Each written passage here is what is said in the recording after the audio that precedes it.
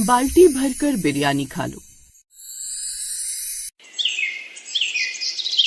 नैना दुल्हन बनकर शांति निवास में आती है और शादी के बाद आज नैना का अपने ससुराल में पहला दिन है।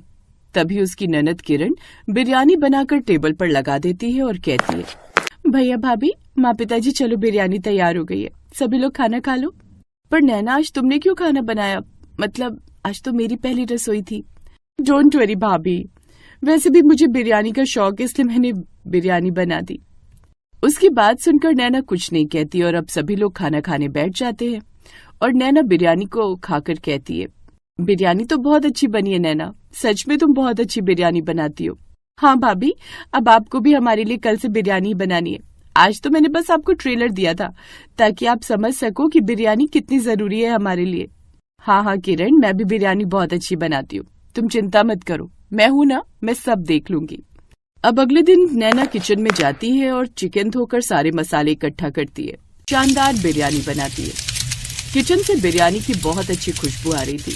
तभी नैना की सास कहती है, देख रहे हैं जी, कितनी अच्छी खुशबू आ रही है बिरयानी की। हाँ शांति, देख रहा हूँ। मैं तो पहले ही कहता था कि हमारी बहू लाखों में एक है। अब देखो हमारी बहू कितनी अच्छी बिरयानी बनाती है। सही कह रहे हैं जी आप, हमारी बहू के हाथ में जादू है, जादू। दोनों आपस में बात कर ही रहे थे कि इतने में नैना बिरयानी बनाकर डाइनिंग टेबल पर ले आती है और अब सभी के लिए लगा देती है। सभी लोग बिरयानी खाते हैं और नैना की बहुत तारीफ करते हैं। वाह बहू, तूने तो सच में बहुत अच्छी बिरयानी बनाई है। जितनी अच्छी खुशबू आ रही है उससे ज्यादा अच्छी तो ये बिरयानी खाने में है। हाँ भाभी, आपने तो दिल ही जीत लिया मेरा, सच में आप बेस्ट हो, आपने मुझसे अच्छी बिरयानी बनाई है। सभी की बात सुनकर नैना बहुत खुश होती है और सभी लोग उसको नेक भी देते हैं। अब सभी खाना खाकर अपने अपने काम पर चले जाते हैं, जिसके बाद अब नैना शाम को अपनी सास के पास जाती है और बड़े प्यार से अपनी सास से कहती है, नहीं नहीं बहू, हमें ये सब नहीं खाना, हम तो केवल बिरयानी ही खाते हैं। तुमने तो इस तरह हमारा दिल तोड़ दिया। हमने तो सोचा था कि तुम हमारे लिए बिरयानी बनाकर लेकर आओगी और हम तुम्हारी तारीफ करेंगे। ये क्या, तुम तो कुछ और ही बनाकर ले आई हो। ये तो बिल्कुल ही गलत है बहू। लगता है भैया ने आपको बताया नहीं कि हमारे घर में बिरयानी के अलावा और कोई खाना नहीं बनता, हम सबको सिर्फ बिरयानी पसंद है। वैसे इसमें बताने जैसा कुछ नहीं है। जो स्वाद बिरयानी में है वो दुनिया के और किसी खाने में नहीं है। जो मजा बिरयानी खाने में आता है वो किसी और खाने में नहीं आता है। सच में बिरयानी खाकर ऐसा लगता है जैसे हम लोग बहुत ज्यादा अमीर हैं और हमारे पास बहुत ज्यादा पैसा है। मुझे तो सच में बिरयानी खाकर बड़ा अमीरों जैसा फील होने लगा है, इसीलिए मुझे कुछ और खाने का मन ही नहीं करता है।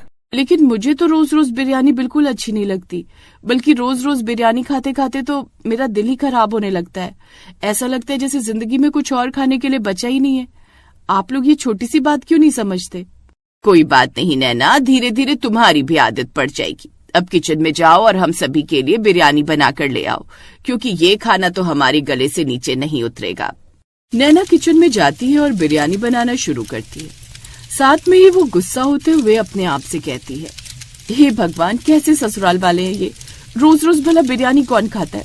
मुझे बनाने में इतनी दिक्कत होती है और फिर स्वास्थ्य के लिए भी तो ये ठीक नहीं है। इन लोगों को किसी न किसी तरह तो समझाना ही होगा। नैना उन्हें कई बार समझाने की कोशिश करती है, लेकिन उनमें से कोई भी समझने को तैयार ही नहीं था। एक दिन नैना बिरयानी बनाने का सामान खरीदने मार्केट जाती है। तभी उसकी सहेली कनक उसे मिलती है। कनक नैना को देखकर कहती है, नैना कैसी है तू? क्या बात है यार, तू बहुत दुबली हो गई और खुश भी दिखाई नहीं दे रही। ससुराल वाले अच्छे नहीं मिले क्या?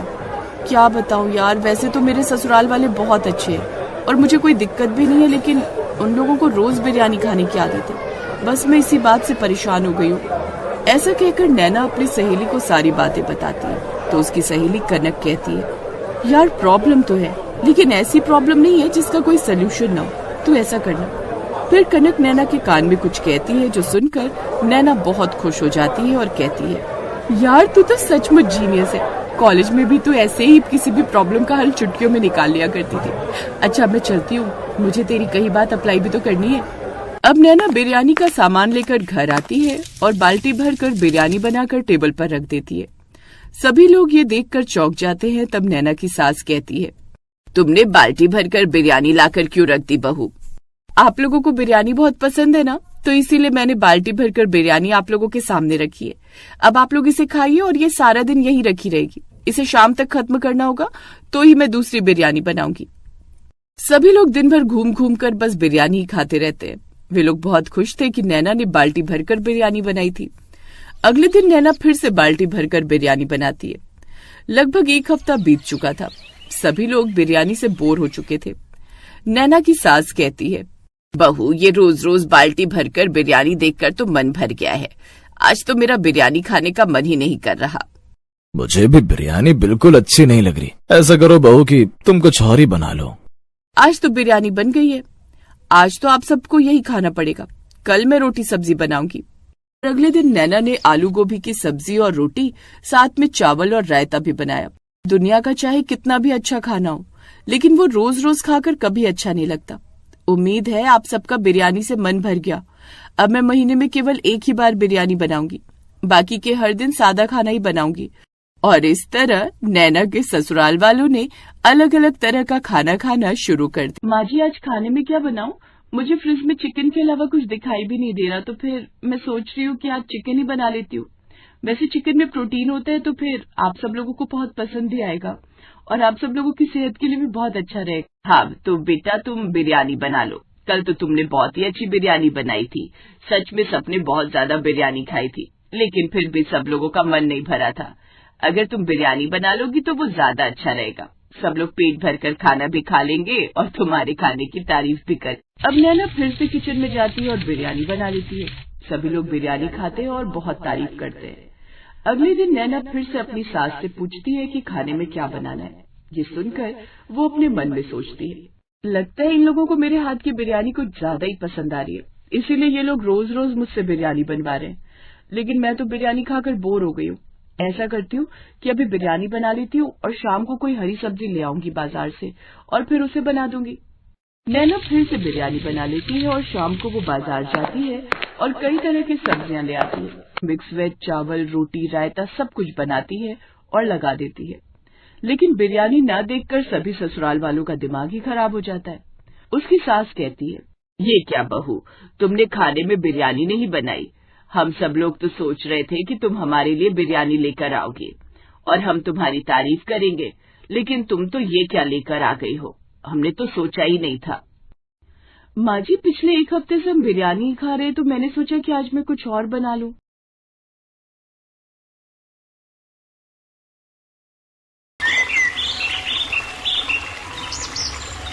करीम की बिरयानी पूरे मुरादाबाद में मशहूर थी। शाम होते ही उसके बिरयानी के ठेले पर ग्राहकों की भीड़ लग जाती थी। करीम का बिरयानी बनाने का तरीका बहुत अलग था। बढ़िया चिकन, मटन और खुशबूदार मसाले, खिला खिला चावल बिरयानी के स्वाद में 4 चांद लगा देता था। पर अचानक एक दिन करीम को हल्का बुखार आया, तो वो घर पर थोड़ा आराम करने के लिए उस दिन ठेला नहीं लगा सका। उसने सोचा कि तबीयत में सुधार हो जाएगा, पर करीम की तबीयत ज्यादा बिगड़ गई और बुखार ज्यादा बढ़ता गया, जिस कारण करीम के शरीर में बहुत कमजोरी हो गई। इसी वजह से करीम बिरयानी का ठेला भी नहीं लगा पा रहा था और उसके काम का नुकसान हो रहा था। ये लो तुम्हारी दवाई, डॉक्टर साहब ने बोला है बिल्कुल भी काम पर नहीं जाना, अभी तुम कुछ दिन और आराम करो। नहीं रुखसाना, मेरा पहले ही काम बहुत खराब हो गया। कितने दिन से मैंने ठेला नहीं लगाया और तुम्हें तो पता है घर का किराया सर पर आ रहा है। बिजली पानी सबका किराया भी तो देना है। काम नहीं करूंगा तो पैसे कहाँ से आएंगे। चिंता मत करो, अब मैं ठीक हूँ, बस थोड़ी कमजोरी है। कल सुबह ठेला लगाने की तैयारी करता हूँ। एक काम करती हूँ, मैं भी तुम्हारे साथ जल्दी उठ जाऊंगी, दोनों मिलकर तैयारी कर लेंगे। ठीक है, फिर सुबह मुझे जल्दी उठा देना। और करीम मियाँ, किराया कब दे रहे हो? मैंने सोचा तुम तो आओगे नहीं, तो खुद ही आ जाऊं। अकरम भाईजान, बस कुछ दिनों से तबीयत खराब चल रही है, इसलिए काम भी बंद पड़ा है। कुछ दिन कमाई करके फिर मैं जल्दी ही किराया देने की कोशिश करूंगा। नहीं नहीं, अब एक भी दिन ऊपर नहीं करना। कल तक मेरा किराया मुझे दे दो। वैसे भी मेरे साले की शादी है, मैं कुछ दिनों के लिए परिवार के साथ शादी में जा रहा हूँ, उसके बाद बहुत देर हो जाएगी। शादी के लिए खरीदारी भी तो करनी है, तो कुछ भी करके कल तक पैसों का इंतजाम कर ले, मैं कल फिर आऊंगा। अकरम धमकी देकर चला जाता है। करीम बिरयानी का ठेला लेकर बाजार पहुंचता है, पर अब उसी जगह पर किसी दूसरे आदमी ने बिरयानी का ठेला लगाना शुरू कर दिया। उसके सारे ग्राहक भी उसी ठेले पर बिरयानी खाने लगे, क्योंकि वो बिरयानी वाला करीम से कम दाम में बिरयानी खिला रहा था। इस कारण करीम की बिक्री बहुत कम हुई। करीम परेशान हो गया क्योंकि अगले दिन अकरम फिर से किराया लेने आ गया।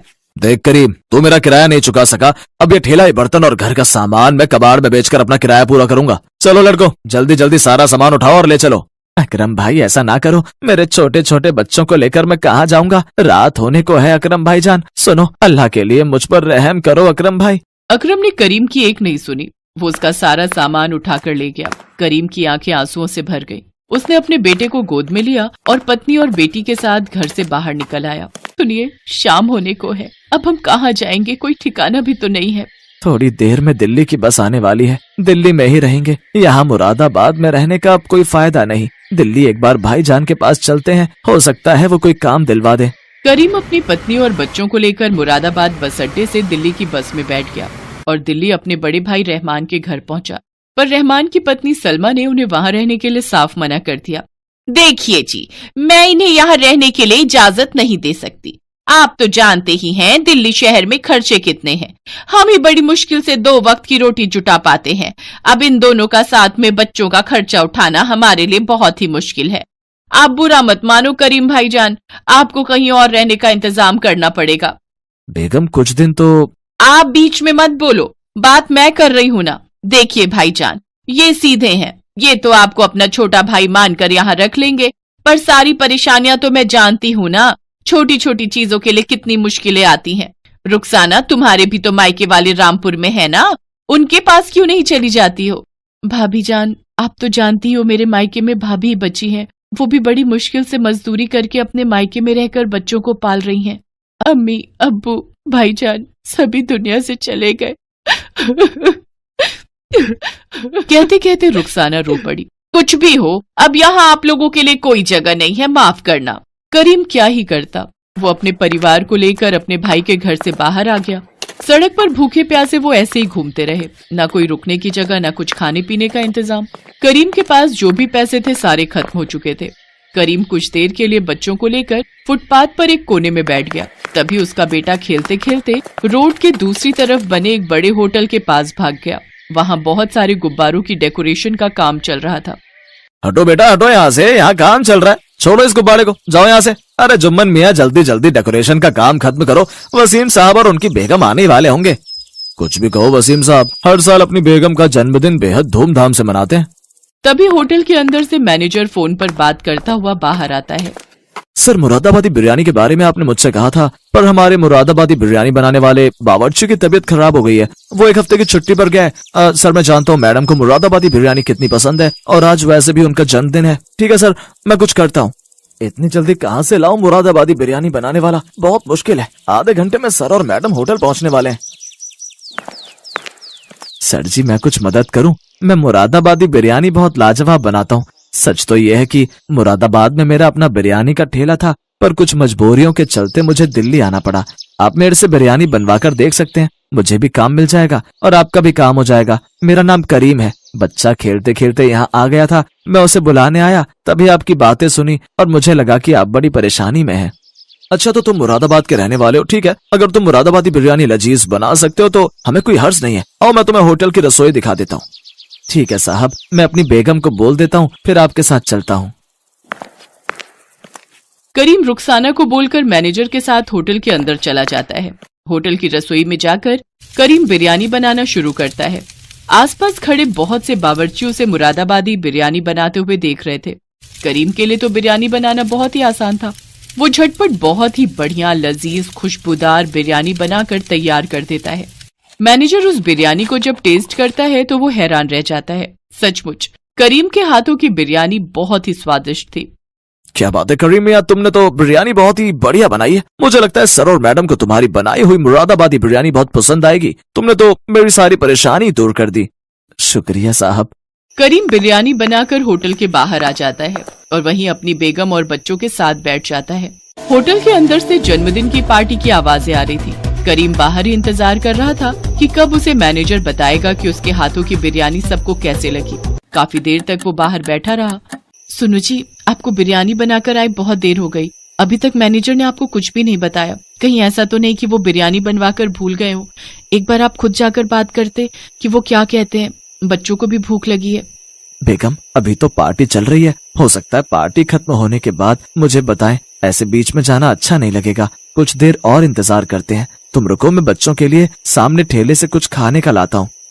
करीम जैसे ही बच्चों के लिए कुछ खाने को लेने जाने लगता है, तभी वो मैनेजर को आते हुए देखता है। माफ कीजिएगा, अंदर पार्टी चल रही थी इसलिए आपको बता नहीं पाया। चलिए, आपको सर ने बुलाया है। खान मियाँ, करीम मियाँ की फैमिली के लिए कुछ खाने का इंतजाम कीजिए। करीम मैनेजर के साथ होटल के अंदर जाता है। मुझे मैनेजर ने तुम्हारे बारे में बताया।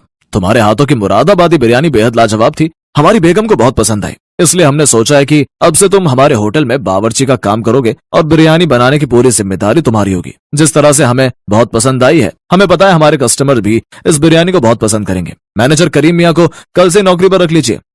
शुक्रिया साहब, बहुत बहुत शुक्रिया। गरीब अकरम होटल के मालिक वसीम मियाँ को शुक्रिया कहता है। वो बहुत खुश था। उसकी आंखों में खुशी के आंसू थे, क्योंकि उसे इतने बड़े होटल में बावर्ची की नौकरी मिल गई, जहां पर उसकी तनख्वाह भी बहुत अच्छी थी। अल्लाह की रहमत से करीम की जिंदगी से दुखों का साया हट गया। उसकी मेहनत की वजह से दिल्ली जैसे बड़े शहर में, बड़े होटल में उसे बावर्ची की नौकरी मिल गई और उसकी सारी परेशानियां दूर हो गई। Thanks for watching.